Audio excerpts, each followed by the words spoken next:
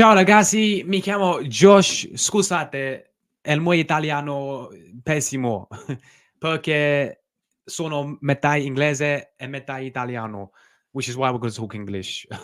But yes, welcome back, guys. It's the big one, Euro 2024. Forza Italia, Forza Azzurri, andiamo Italia. It's coming to Rome. It's coming to Rome. We're here, Italia versus Albania, Euro 2024 match preview. This is everything you need to know about, this match preview, the lineups, what to expect from Albania, and let's get into it today. So, of course, make sure I love to hear your thoughts in the comments down below. Make sure you leave your score predictions, and any Italians watching, please leave a lineup if you disagree with mine. I'd love to hear all your thoughts. Is it going to come to Rome once again? Can we do back-to-back what Spain did in 2008, 2012? Can the Azzurri follow path? Well, look, let's get into it, guys. Let's get right into things. I'm going to start with people before I get into Albania, because we will talk about the opposition. We will talk about how I see Luciano setting up, formation wise and lineup wise, and what players we expect to see there. But before I want to get into any of this, people are underestimating and completely it happens every single tournament, completely writing off the Azzurri. Yeah, completely write them off. Say Luciano, tactically is apparently bad. Italia is not the same team that they were before. And I do agree, we're not the same team, but you can never, ever write off the Azzurris and underestimate the Azzurris when it comes to Euros. Italia always turn up in Euros. No matter what, let's go back all the way to 2008. Italia got out of the group stages. Okay, we got to the quarterfinals. 2012, we beat Inglaterra in the quarterfinals. We was in a group in 2012 with España, with Croatia, I think Ireland, and obviously us. And we got in the group and we played Inglaterra. We beat them in the quarterfinals. Germania in the semi-finals. And then, fair enough, España battered us 4-0. Euro 2016 with Antonio Conte. We beat Belgium 2-0 to obviously get out of the group. We beat España again in the last 16. And then quarterfinals, we lost on penalties to, Germania. And of course, last Euros, as you can see in the background, it came to Rome. People didn't expect that. Nobody was calling Italia favourites in Euros 2021 or Euros 2020. But look what happened. We beat España semi-finals. We beat Belgium in the quarterfinals, people's favourites. We beat Austria, gave us a good game in last 16. We won all our group stages games, and then we went to Wembley and beat Inglaterra in their own stadium to lift our second Euro, and we're looking for number 3 this time around. So people can keep underestimating Italia all they want. We was in the group of death. We are in the group of death, but we can easily make out a group of death, and it starts with this game against Albania. Let's get into the... I want to look at Albania very quickly. I want to focus on Albania and look deep into their squad, see some of the players that we may recognize from, of course, the Italian league, if any of you recognize. But let's go to their squad of players. This is going to be their list. You got Balisha, of course. I think this is the... I think one of these plays for Brentford. I think this guy plays for Brentford. But you got the 3... I've heard of Balisha before. Kashlita and then Shakoska. Sorry if I pronounce any Albanians watching. Sorry if I pronounce your team wrong.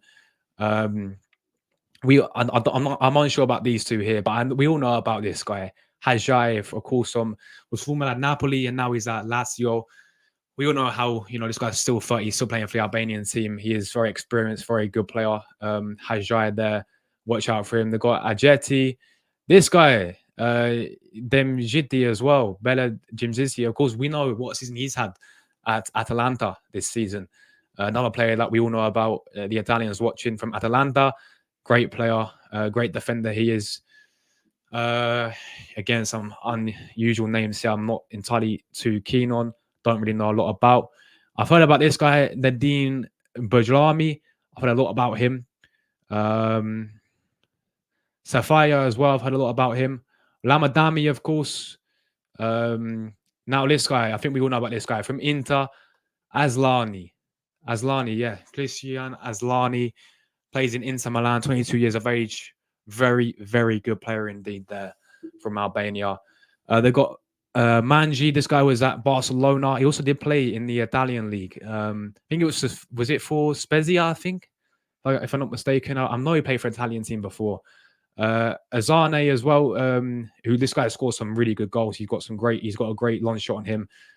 Premier League fans know about Bloja, of course, the former Chelsea player. Is that, of course, Fulham. You got Brolisha. You got a few other, I think, youngsters here as well. And of course, the coach, Slavinio, the Brazilian Slavinio, was former Barcelona player, former Arsenal player. I think he played right back for us. So yeah, they've got a Brazilian coach, and now we know how good they were. If I quickly go to their matches very quickly. Do they show all the friendlies? Yes, they do. So the latest, where are we looking at? We're looking at 2023. Yeah, so we need to go down a little bit, guys. Yes. So in fact, the latest friendly was I don't think it's updated. This is all the way from November. This is oh no, this is a Euro qualifiers group.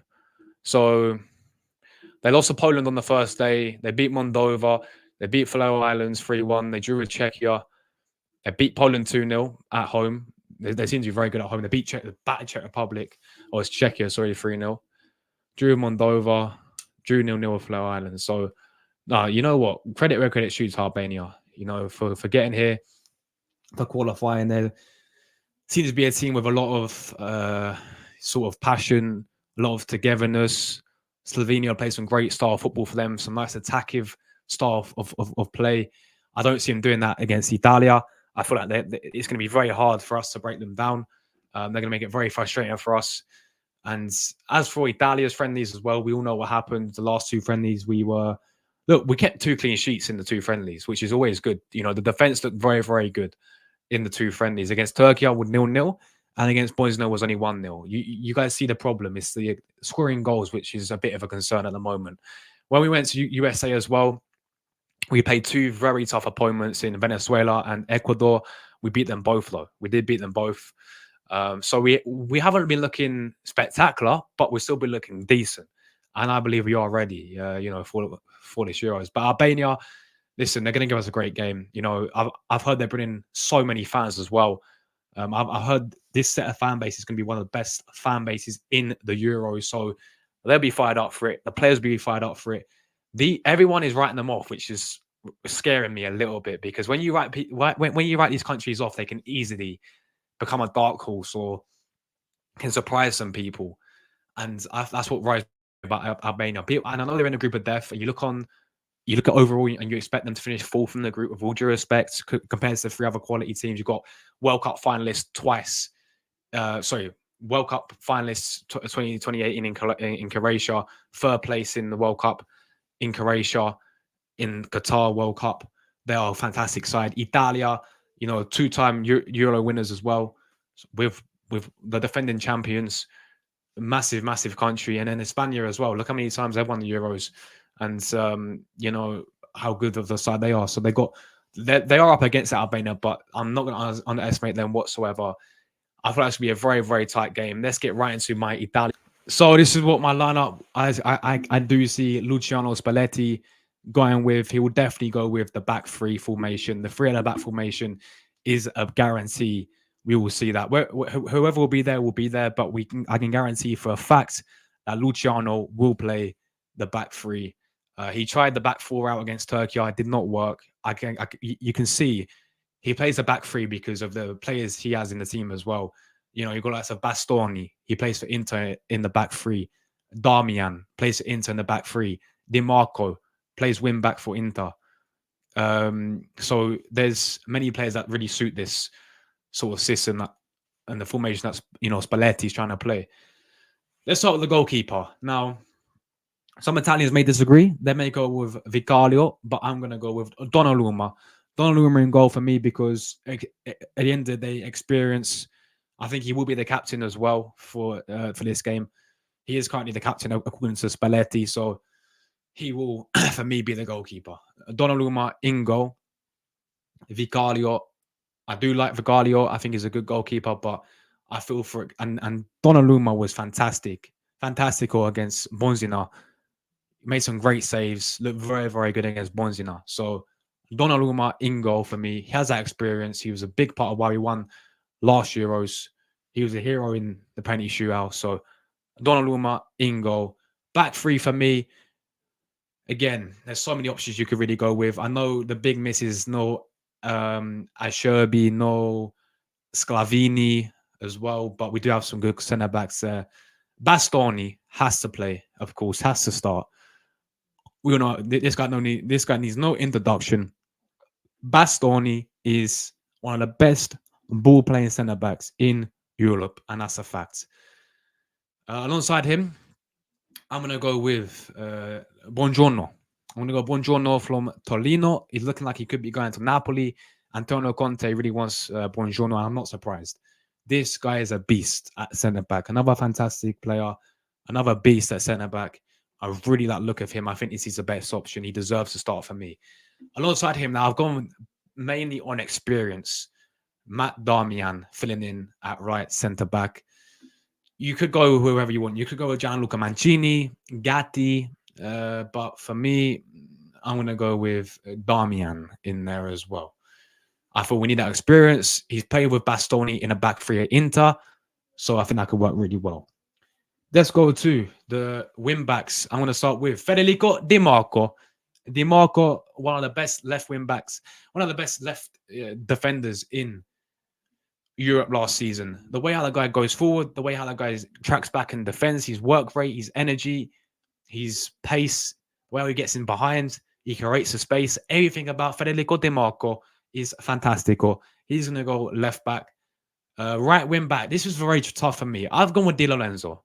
This is personal preference. I don't mind if he goes with Cambiaso. Cambiaso is a fantastic player as well. I do believe when it comes to a back three, Di Lorenzo sometimes does play centre back, right centre back. So he could play Di Lorenzo where Darmian is, and he could play Cambiaso. He could play both of them. But for me, I'm gonna go solely off of experience. I think he may go alongside with Di Lorenzo. But if he goes with Cambiaso, I'm completely fine with that. The midfield for me, it's got to be these two in the midfield. Now we had some doubts about this guy, but he should be back. Thank God he's back as well. Of course, one of our key players, if not our main player in the Euros, in this team, the key to the midfield, the key to everything, really, Brella. Brella is back, guys. He's had some injury concerns, but he's going to go in there. Alongside him, I've really liked the idea of playing Flatesi.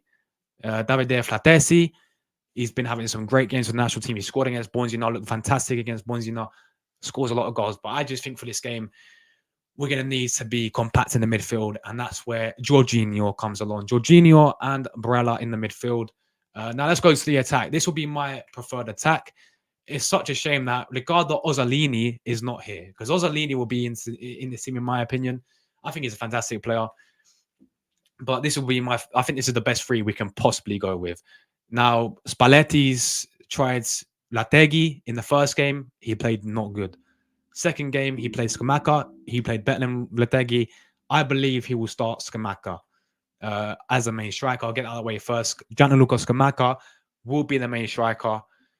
If Scamacca has a poor game against Albania, maybe he will look. I mean, we're gonna have Laspadori on the bench and Lategi on the bench.